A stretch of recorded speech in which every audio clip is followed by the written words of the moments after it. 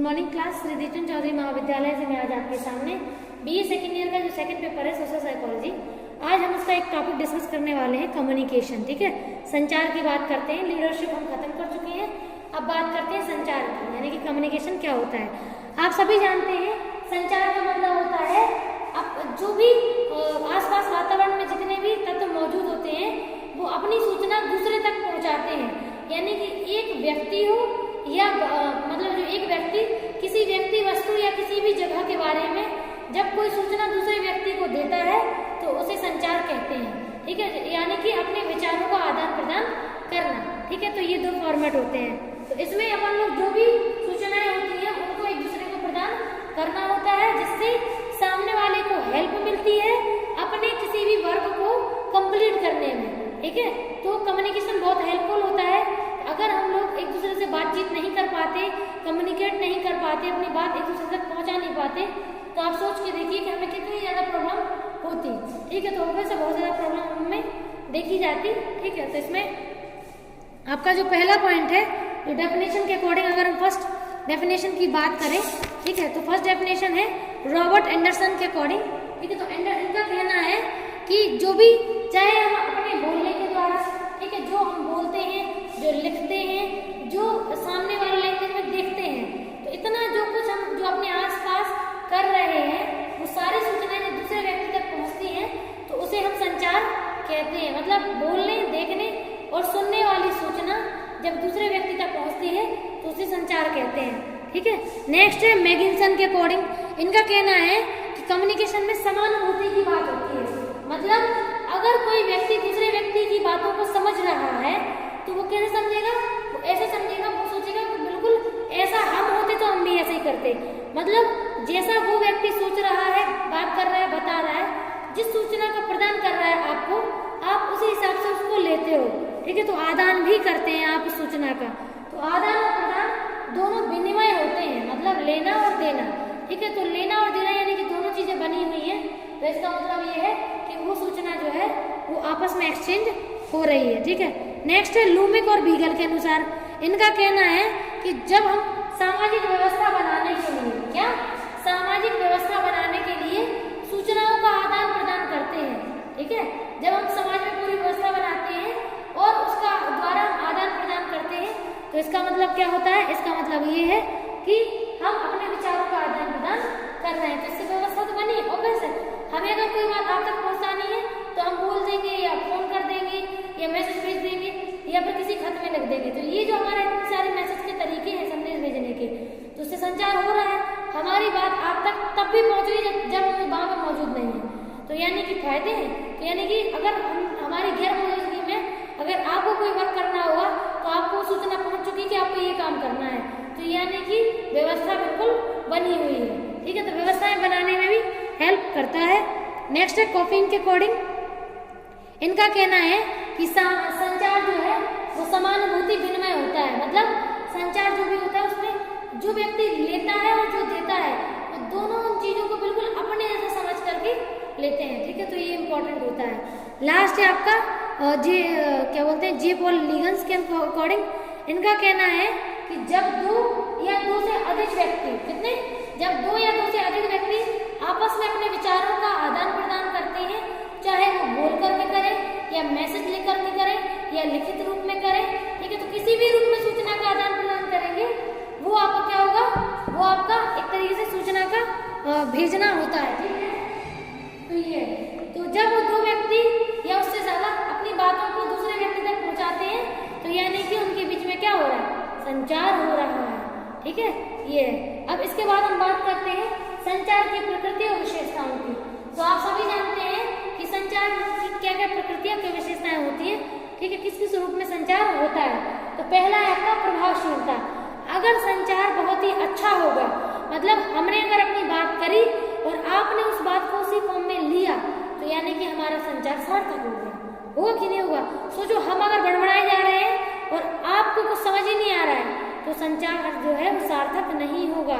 ठीक है, तो कम्युनिकेशन तभी सार्थक होता है जब हम एक तरीके से उस संचार को क्या बोलते हैं, आगे बना के रखते हैं। ठीक है, या फिर जैसे मान लो अगर हम किसी एक लैंग्वेज में बात कर रहे हैं तो हमारे लिए तो हम संचार कर रहे हैं, हम अपनी बात को दे रहे हैं आप तक, लेकिन अगर हमारी भाषा आपको समझ में नहीं आ रही है तो इसका मतलब क्या हुआ?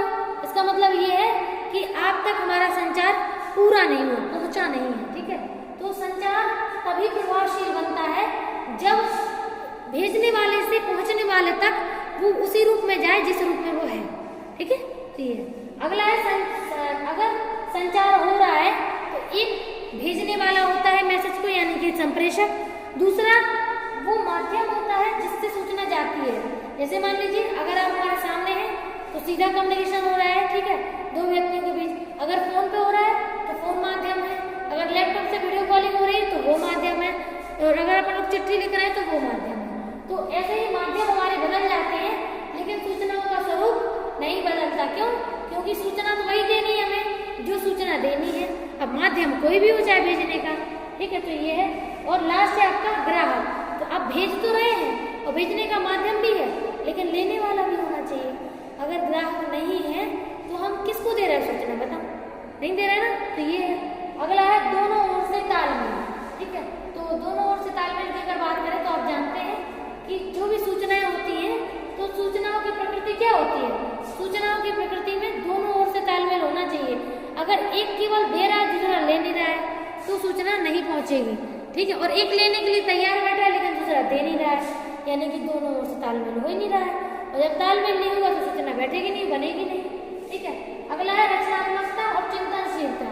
ठीक है, तो रचनात्मकता की अगर हम बात करें तो जब कोई भी आपका जो व्यवहार होता है वो व्यवहार तभी सार्थक होता है जब उसमें रचनात्मकता होती है। मतलब अगर किसी को एक बात, जैसे मानो छोटे बच्चे हैं, जब उनको हम पढ़ाते हैं तो उनको मान लो हमारी कोई एक कम्युनिकेशन स्किल समझ में नहीं आ रही कि हमें ये कैसे पढ़ना है, तो हम उनके लिए नए तरीके निकालते हैं। उनको पढ़ाने के लिए निकालते हैं कि नहीं?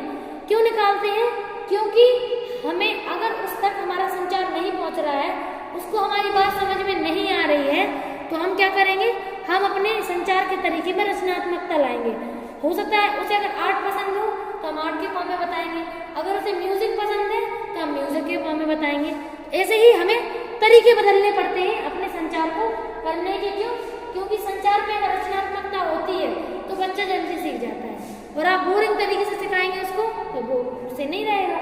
अगला चिंतनशीलता। और दूसरा पॉइंट ये भी है कि अगर आप लोग सिखा रहे हैं तो ठीक है, लेकिन अगर वो उन चीजों को लेकर के सोच नहीं रहा, विचार नहीं कर रहा, तो वो चीजें चिंतन नहीं करेगा तो उसे समझ में भी नहीं आएंगी। ठीक है, तो संचार तभी कभी सफल होता है जब देने वाला भी रचनात्मक हो और लेने वाला चिंतनशील हो, मतलब समझ करके, सोच करके, उसमें क्रिएटिविटी ढूंढ करके ले रहा है। अगला है प्रतिक्रिया आवश्यक। तो आप सभी जानते हैं कि जितने भी हमारे जो भी हम कम्युनिकेशन करते हैं, तो कम्युनिकेशन में हम अगर इन्फॉर्मेशन दे रहे हैं तो ठीक है, लेकिन अगर सामने वाला इन्फॉर्मेशन ले तो रहा है लेकिन प्रतिक्रिया नहीं दे रहा है। जैसे मान लो अगर हमने उसको कोई चीज समझाई, अब वो सुट्ट सीधा बैठा है, अब हमें समझ में नहीं आ रहा है कि इसको समझ में आया कि नहीं आया। क्यों? उसको समझ में आ गया है, लेकिन वो अपने चेहरे से आपको प्रतिक्रिया नहीं दे रहा है, ना बता रहा है कि आपको बात समझ में आ गई, यानी कि उसकी आपकी जो प्रतिक्रिया है उसके पल्ले, मतलब उसने प्रतिक्रिया नहीं दी। ठीक है, तो प्रतिक्रिया देना भी आवश्यक है, वरना हम समझें कैसे कि हमने जो संचार आपको दिया वो पहुंच गया। अगला है सूचना से आगे भेजना, सूचना को आगे भेजना। तो लास्ट है आपका ये पॉइंट। तो ऑब्वियसली आप सभी जानते हैं कि अगर सूचना हम भेजते हैं तो सूचना को आगे जाना बहुत जरूरी होता है। अगर सूचना आगे नहीं जाती है तो ऑब्वियस है कि आपके जो संप्रेषण है वो नहीं होता है। संप्रेषण या संचार तभी सफल होता है जब सूचना दोनों प्रकार से ली और दी जाती है। ठीक है, अब बात करते हैं तत्वों की, यानी कि क्या क्या आपके तत्व है जो उसमें होते हैं जिनके बिना अपन लोग संचार को नहीं कर सकते। पहला है संप्रेषक। तो संप्रेषक मतलब एक व्यक्ति होता है जो मैसेज भेजता है, मतलब भेजने वाला या देने वाला, तो संप्रेषक होगा। फिर क्या संदेश देना है, वो पढ़ाई लिखाई से जुड़ा है, मस्ती मजाक से जुड़ा है, मनोरंजन से जुड़ा है, या फिर फैमिली इश्यूज से जुड़ा है, तो वो होगा संदेश जो आपको देना है। थर्ड है आपका संचार माध्यम।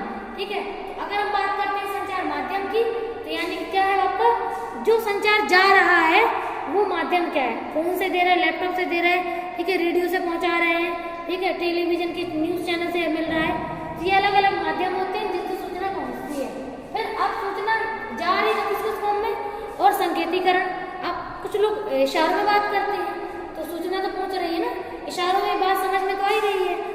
संकेतीकरण में भी सूचना समझ में आती है। लास्ट है संकेतवाचक। अब एक सूचना संकेत के रूप में दे रहा है तो दूसरा संकेत पढ़ने वाला भी तो होना चाहिए। अगर संकेत पढ़ने वाला नहीं है तो सूचना पहुंचने का कोई मतलब ही नहीं बनता है। और लास्ट है प्रतिपुष्टि, यानी कि रिस्पॉन्स देना, फीडबैक देना। अगर आपको सूचना समझ में आ रही है तो आप फीडबैक देंगे, तो फीडबैक देने का मतलब है कि आपको बात समझ में आ गई है। ठीक है, तो ये आपका कम्युनिकेशन के इतने टॉपिक आज हुए, बाकी कल देखेंगे। Thank you.